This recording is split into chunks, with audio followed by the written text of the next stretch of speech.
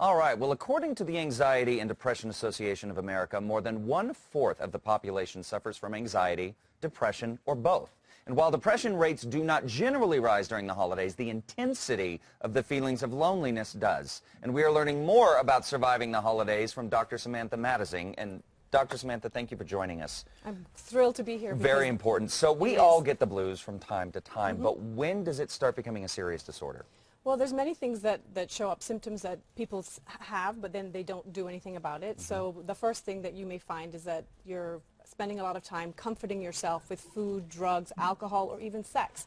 So you're not feeling so great about yourself, you're not sure how to deal with the stress, and so you do those things primarily. Second thing is you may be angry or moody or irritable all the time, and you take that out on your family and friends and the people who you love, and you aren't able to control that. The third thing is that you're stuck in the past. So it could be last year, it could be 5 years ago, it could be 50 years ago, but you're not dealing and living in the present, so you're stuck back there. Gotcha. Fourth thing is you may be very judgmental and hypercritical, not just of everybody else around you, but also inside your own head. Right. You're criticizing yourself all the time. And then the fifth thing is sort of an either-or that I see is either you blame everybody else for every single thing that happens and absolutely nothing is your fault. Right. Or you then take the blame for everything else and you feel that everything that happens is because of you. Right. Well, so, you know, the holidays, they can be tough on a lot of people. Yes. And what do you think are some of the reasons that the holidays can be so difficult and be more difficult for someone who may be prone to depression? Sure. So when you suffer from depression, your natural inclination is to want to withdraw. And you're also highly irritable and anxious a lot of the time. And so those things don't make for spending lots of time with people, right? And so that's what makes it even more difficult for someone who suffers from depression. Also, people who suffer from depression feel very lonely, even when they're with their families and people that they care about. They feel alone and they feel lonely, and it becomes more intense during that time because you feel like you're supposed to be having fun and enjoying this time, and you're not, and you feel really, really lonely and very sad. Yeah. Well, so what is some of the advice and best tips that you can offer to make us feel better and avoid this depression for the holidays? Absolutely. So the first thing is to realize that those toxic thoughts, the negative things that's swirling around in your head, that it's damaging, is destructive to you, and it's important to let those things go.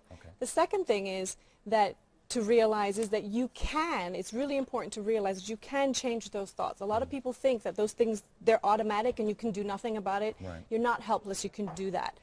The other thing is to overcome the past, the pain and hurt that you feel of things that happened last year, even a Christmas or two ago. It's important to leave those things in the past and deal with the present. You cannot have fun today if you're focusing on last year or the year before. The next thing is action. You have to take action. Your natural inclination, like I said, is to withdraw and be by yourself. The most important thing is to not do that. So be active and be engaged with other people and make steps to change your life. The last thing is to revitalize you. Pamper yourself. Do things that feel good for you. Don't be that turtle. Don't keep yourself locked up inside and not see anybody. Engage with other people. Eat healthy. Take exercise and think more positive thoughts. And practice gratitude, kindness, and love. A lot of times we focus on what we don't have. Focus on what you do have. Practice gratitude for those things. Great. Well, and so just real quick, because I want to make sure that our viewers get this, you've got a book, Magnify Your Brilliance, 5 Keys to Emotional Freedom. Our readers are going to learn this, is what we've just discussed, right? Yes. Essentially, I suffered from depression myself when I was in graduate school, and it was one of the darkest periods of my life. And in the book, I talk about that for myself and the things that I use to help myself get out of it. Right.